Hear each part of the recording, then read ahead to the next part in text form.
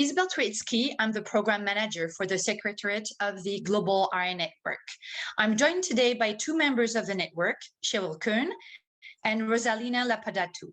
Cheryl Koehn is a 32-year survivor of rheumatoid arthritis and president of Arthritis Consumer Experts. She led the founding of the Global RA Network in 2016, and she's a pioneer of patient participation in rheumatology research and has led patient engagement in the development of and the advocacy for rheumatoid arthritis models of care in Canada.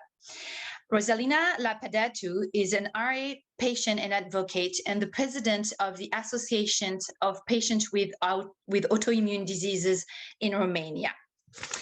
The Global RA Network was founded in 2016, as we said, by RA patient organizations and leaders from 18 countries in Europe and the Americas. It was formed to build international relationships and identify and work on common goals and initiatives to improve the life of patients living with RA around the world.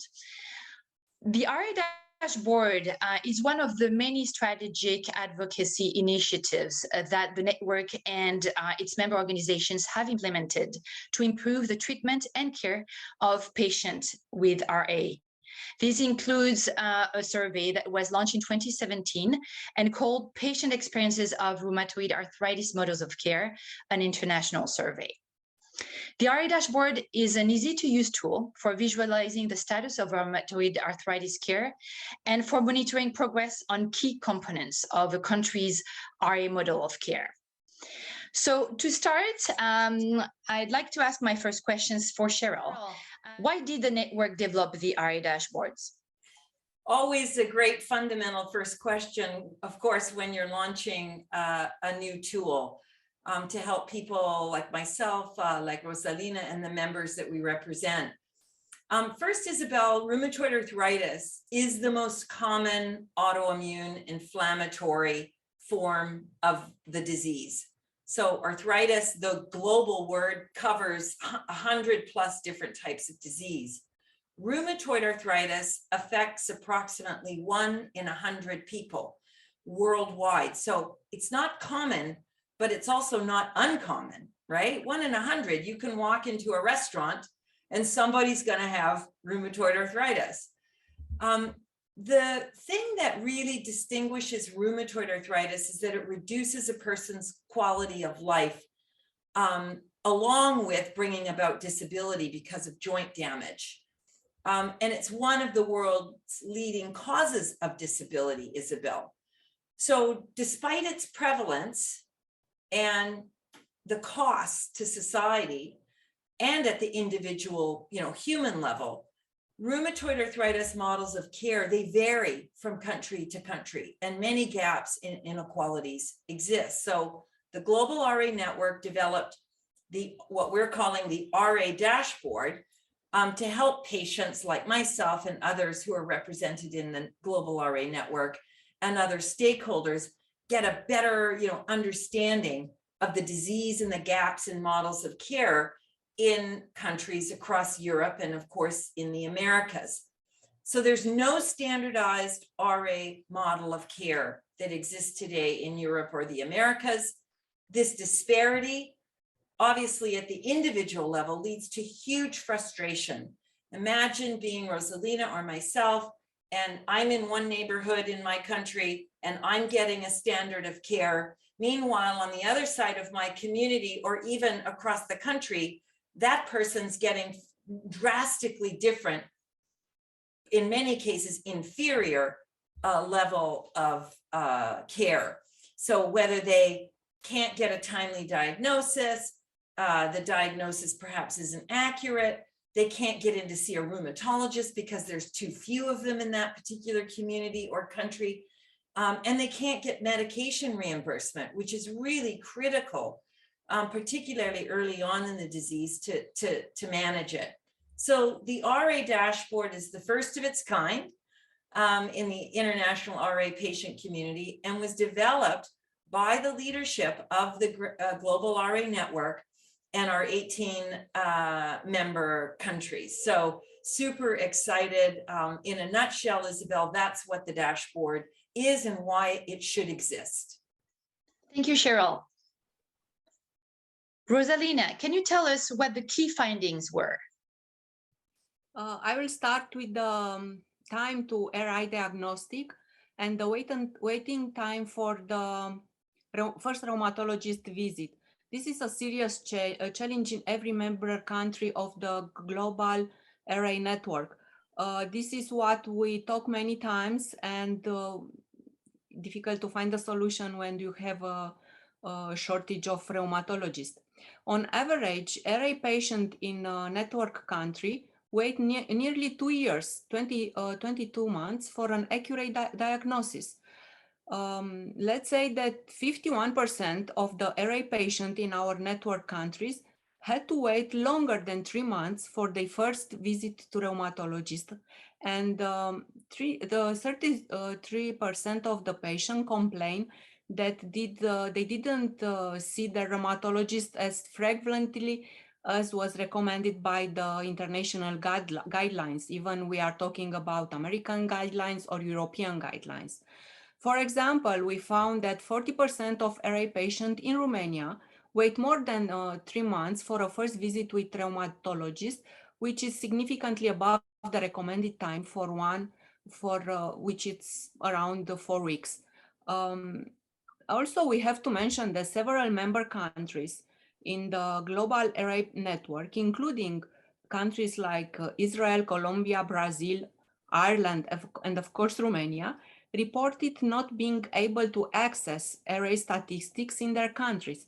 In those countries, government are either not collecting data on RA or are not making it public, which is very difficult because without this data, it's impossible to provide a picture of how RI affect a country and limits arthritis care planning and measure the progress in the rheumatoid arthritis awareness, diagnosis, and treatment, and of course self-care. Without this data, it's impossible to improve the quality of healthcare for RI patients. Thank you, Rozalina. Finally, Cheryl, can you explain what the Global RA Network will do with the RA dashboard? Yeah, really what the Global RA Network is a group of colleagues. We call them brothers and sisters, don't we, Rozalina? Who really use the tools developed by the Global RA Network to advocate. It's what we do. We, as people living with the disease, own the moral authority to speak to policymakers and say how what they are giving us as healthcare is either helping us or not helping us.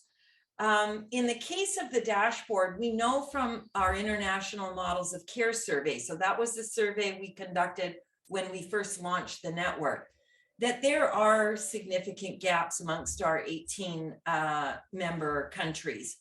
We also learned that during the pandemic, data is the actual evidence that drives good, healthcare decision-making.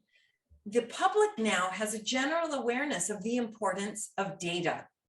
So we felt, Isabelle, sort of piggybacking on top of this general awareness now that the public has about the importance of data, that we can then turn that and show them how that really matters in rheumatoid arthritis. And there's this old saying in data collection, I know Rozalina's heard it many times, you can't fix what you don't count. So if we don't count what's happening to people, either how many have it, how well or how bad they're doing with it, how many rheumatologists people have, we will not fix the problems that people like us face every day. So, we've learned a lot. And now when we launch this tool and our member organizations can look at the dashboard, they're going to be going home from the EULAR meeting, from the European League Against Rheumatism meeting, and they're going to take that data or even the lack of data, Isabelle, and they're going to champion where improvements need to be made with their own government. For a country like Romania, for example, and Rozalina pointed out in her comments that there are many gaps in the data provided to her as an advocate and a leader of her organization. She can take the missing information and highlight that to her government and say, well, Canada has it. Why doesn't Romania have this data? So it is a way for all of us to hug each other and lift each other up, Isabelle, to make the argument that we are worth counting, that our problems are worth counting, and that our problems are worth fixing. So this requires robust RA data and collaboration between all the different stakeholders or audiences, including patient organizations. Rozalina and I would argue we're the most important people at the party. So unless you bring us in, unless you let us through the door, you're never going to fix the problems that we face in our everyday lives, either individually, as small groups, or as very large global populations of patients. So that's really why, you know, we need the dashboard, and it's what we're going to do with the dashboard that if in the end, Isabelle, really matters. We're going to take our data and we're going to turn around and say, here is where we have gaps. Here is where we're doing well. Help us compare favorably to other countries in our network. So it takes a village and it takes data. And that's why the dashboard exists today and what we're planning on doing with it. I want to have a small comment and to tell you that missing the data, it's like have no problem. It's like this problem is not exist because you don't have the data to show that you have a problem, and the problem, it costs you this kind of money for treatment, for medical tests, for day off from office, and so on. So you don't have all this this information. It's like you are not existing. I feel like I'm not existing because I'm not part of this data. Mm-hmm. So it's very important, and comparing with other countries, like Cheryl said, other countries' data, it will help me to talk with Romanian authorities and tell them, look, here we are not existing, but other countries, look, can build a health policy based on data and trying to help people. We don't have data, we cannot do anything for these people. Yeah, that's a great point, Rozalina. And finally, Isabelle, you know, people like us on the ground, you know, people who aren't involved in organizations, there are ways they can get involved. They can sign up and become an advocate with Rozalina's organization as well as ours. And they can learn about the importance of data, how it fuels health policy, and how health policy is actually what delivers health care out in every community in the world. So this data is incredibly valuable. It will be invaluable to the arguments we make to government to improve rheumatoid arthritis models of care, which is our raison d'etre as a global RA network. Well, thank you very much, Cheryl and Rozalina. I think we understood the importance of that RA dashboard for the many countries we represent or the network represents. So thank you again, and I'll encourage everyone who's seen that interview to visit globalranetwork.org to find the dashboards and learn more about RA and the data behind RA or the lack of. Thank you very much. Thank you. Thanks, Rozalina. Nice to see you, girls. Thank you.